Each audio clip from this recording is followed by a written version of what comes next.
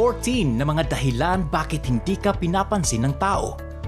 Do you ever wonder why people ignore you? Naranasan niyo na ba ang feeling to be ignored by the people around you? If this sounds familiar to you, ang video natin for today is for you. 14 reasons kung bakit ini-ignore tayo ng ibang tao. Sa video na ito, i-explain namin ang personality hiccups nyo that caused you to push people away. Minsan hindi natin nanonotice ito. I-discuss namin ang subtle psychology of being ignored at kung anong magagawa nyo sa body language, personality, personal growth, development, at self-improvement in order to stop being ignored by people. But before tayo magsimula, don't forget to like, subscribe, and comment ang inyong stories of being ignored by other people. Stay tuned for the last quality at baka mapapansin nyo ito sa personality nyo. While ang iba sa ating mga mas introverted attract people like glue, ang iba naman sa atin are totally ignored.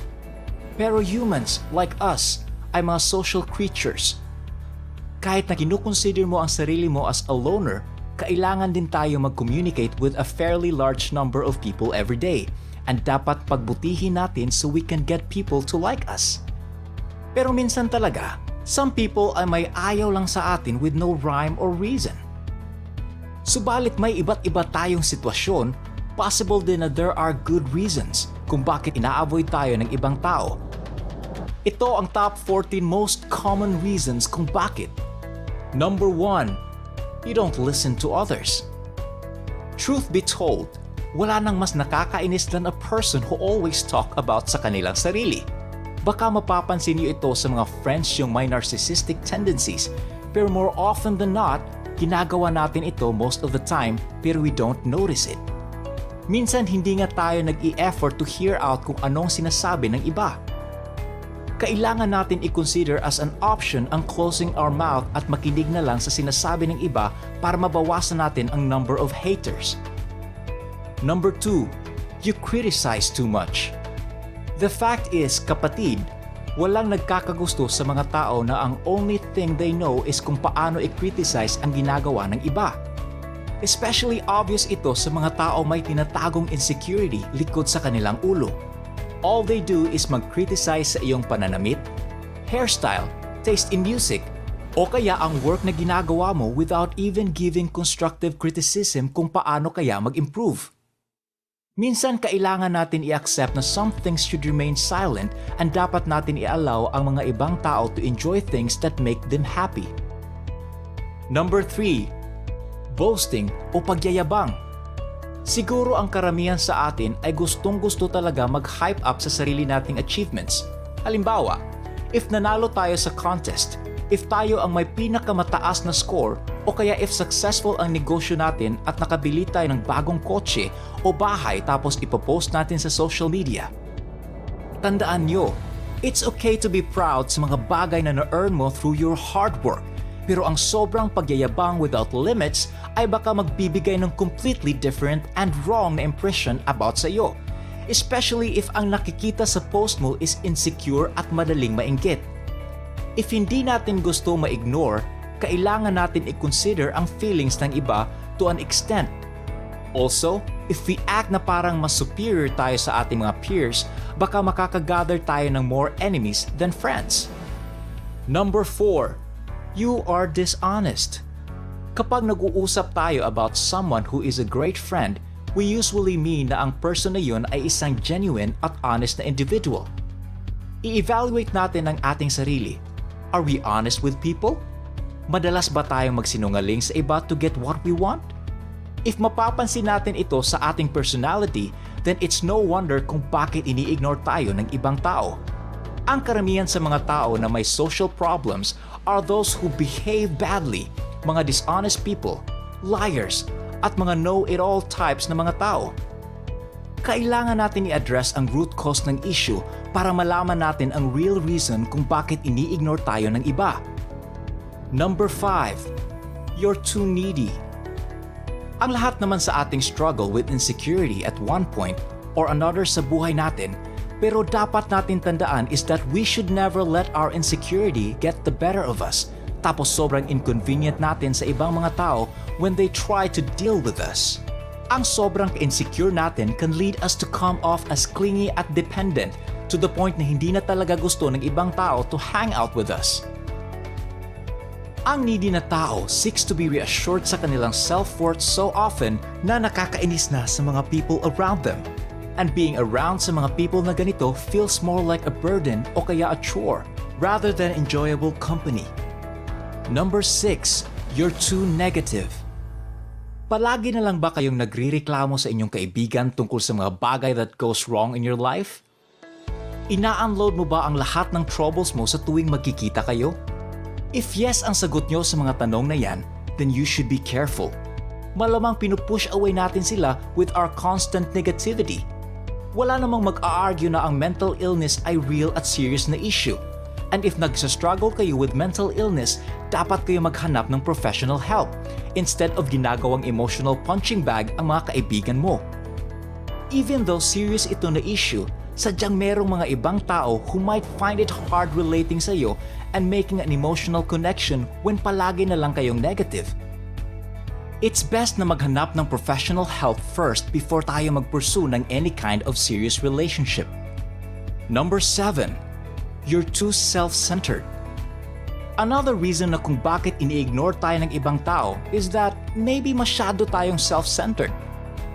After all, sino ba sa atin ang may gustong mag-hold ng conversation with someone na ang gusto lang nilang topic is about themselves?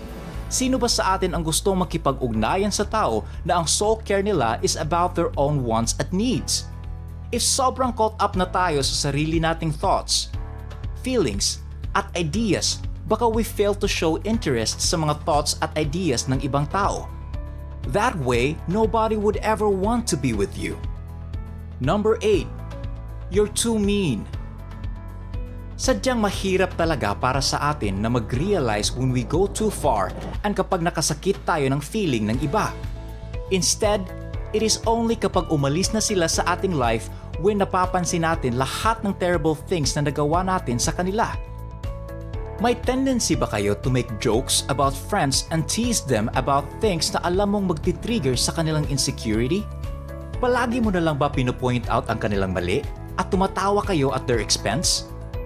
Kahit hindi mo sinasadya and gusto mo lang ng good-natured fun, ang iba sa atin might not see it that way. In fact, malamang bibigyan ka na lang nila ng cold shoulder and start ignoring you on account sa inyong bad behavior. Number 9, you don't take anything serious. Late ka na lang palagi sa mga meetings at ibang appointments. Kinakancel mo ang mga plans nyo at the last moment. You don't stick sa promises mo and so on. Ang mga actions na ganito ay nagpapakita sa mga friends at acquaintances mo na you don't respect them and walang nakakagusto sa mga tao who they can trust and count on. Number 10, you're too selfish. Just like being self-centered, ang pagiging sobrang selfish ay nakakasira sa inyong relationship prospects. We don't mean sa pera lang, pero being selfish as an individual in general. You only care about yourself, never about others. Ang gusto nyo lang ang dapat masunod at hindi mo kinukonsider ang opinyon ng iba. Ang pagiging selfish is not a good quality to maintain a friendship. Instead, dapat mag-reflect tayo sa ating sarili and determine kung sino talaga ang focus mo when kasama mo ang inyong group of friends. If it's you, then maybe it's time to take a back seat muna, kapatid. Number 11, you are not assertive enough. If napapansin nyo that you are always being ignored, baka it just might be na hindi ka assertive enough. Baka iniisip mo na sapat na ang inyong sinasabi para sa kanila, pero you might not be communicating it properly. Kadalasan, when nararamdaman natin na ini-ignore tayo, it's because we say things when no one else is listening. Hindi ito problema of talking more loudly. If gusto nyo talagang mag-pay attention ang ibang tao sa inyo, speak in a language na makakaintindi sila. Number 12, you sound like you know it all. Lahat naman tayo siguro ang may alam na person na akala niya na alam nila lahat ng sagot at nagdidictate sila kung paano mo dapat i-run ang inyong life. Typically, ang mga sentences nila starts with, alam mo ba ang dapat gawin mo? If ganito kayo, then re-evaluate yourselves. Kadalasan kasi, Ang mga tao ay hindi naghahanap ng paraan para ma-solve ang kanilang problema. Gusto lang nila ng outlet para mag-vent at magsabi kung ano ang nararamdaman nila. They don't want someone to tell them kung ano ang dapat nilang gawin. If you act na parang know-it-all, then it might be the cause kung bakit some people are ignoring you. No one wants to know it all. Gusto lang nila ng tao na makaka-relate sa kanila. Number 13. You have nothing to contribute to the topic. If you notice na ang group of friends mo ay hindi nagsasalita sa iyo even though you're sitting in the same table, baka hindi sila nag-uusap sa iyo kasi wala kang masyadong makontribute sa discussion nila. Lahat naman siguro sa atin don't like na tayo lang ang nagko-contribute sa usapan. It is a give and take na nature that makes bonding with someone worthwhile. If masyado kayong passive or wala kayong matinong point na madadala niyo sa discussion, then parang vacant yung chair mo.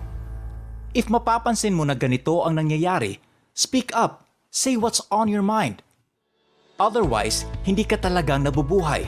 You're only spectating the lives of others. Number 14. You're trying too hard to be liked. Minsan, kapag ini-ignore tayo ng ibang tao, marahil na napapansin nila you're trying way too hard para makagusto sila sa iyo. Kapag ganyan tayo, trying too hard, hindi natin napapansin na we're becoming uncomfortable to be around. Specifically dahil napapansin din nila na we're uncomfortable sa sarili nating balat. Ang constant na self-reassurance, mga corny jokes, at ang inyong aura na parang follower instead of leader can be the thing kung bakit napupush away ang mga tao. Ironically, ang usual na dahilan why people ignore us ay dahil we're trying too hard para hindi nila i-ignore tayo. If nakaka-relate kayo sa any of the 14 reasons sa list namin, then baka it's time para mag-make ng positive changes to become more considerate, sociable, and enjoyable to be around. And if may alam kayong friend na nag-i-experience ng ganitong problema, don't be afraid to share it with them. Thanks for watching and God bless!